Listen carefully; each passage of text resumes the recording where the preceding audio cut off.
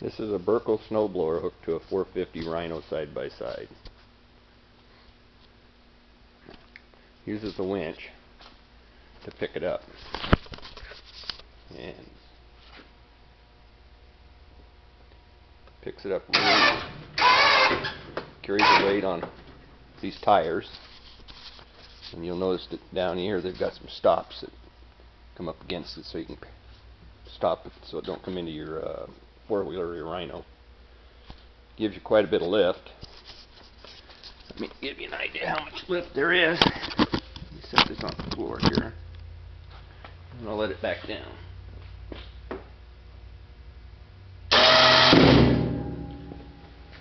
It's all the way down.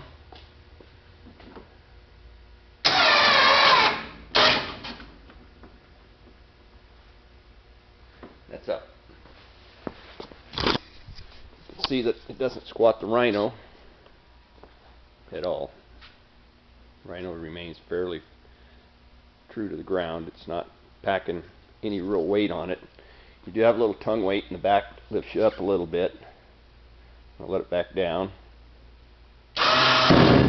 You can see the four-wheeler doesn't squat when it gets picked up. Just barely moves the suspension down.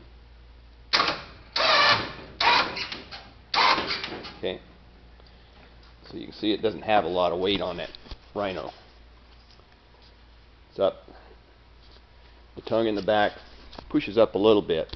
So what we've done to make it a little more leveled out, we put some sandbags in the back. There's about 240 pounds in the back of the Rhino. And that'll help us when we're plowing snow and pushing snow too. So doesn't hurt to put a few pounds in the back. I mean, it does have quite a bit of pick, but as you see, it doesn't really have any front end weight carrying on it. It carries them all on that dolly right here. So you get about 4 inches of lift.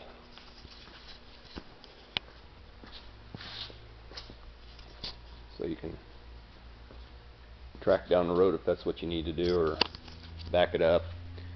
Most of the time this thing will be relaxed on the floor or the ground or your driveway. The only time that you'll be picking it up is to transport.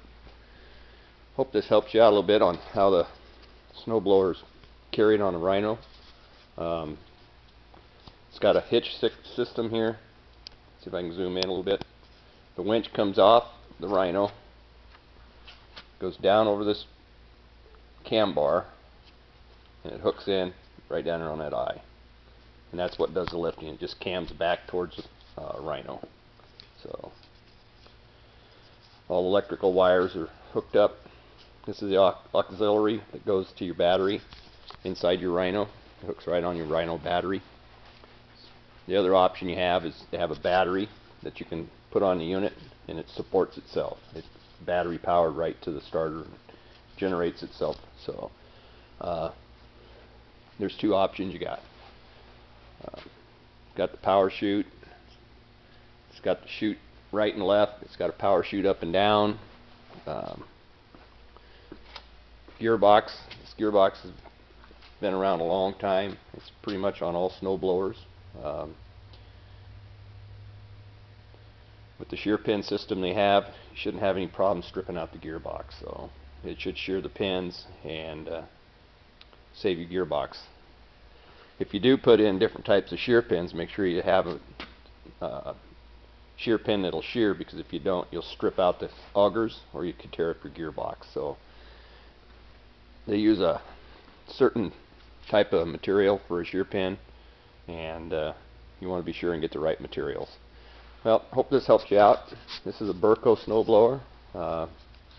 Fuel can, take off, take it to the service station, fill it up, so you don't have to worry about hauling gas. You can just take the can and go. It's got a hot air kit on top of the carburetor, and on the hot air kit it just pulls warm air through the exhaust pipe there. And this is your fuel pump. Pretty clean, pretty easy assembly. And on this side here we'll show you the hot air kit.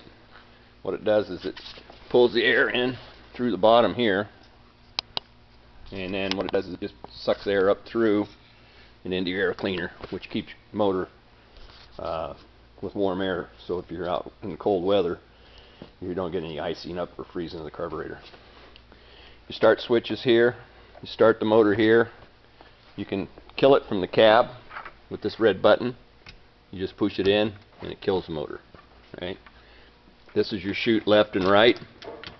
This is your clutch in, clutch out, so that you can engage and disengage your auger.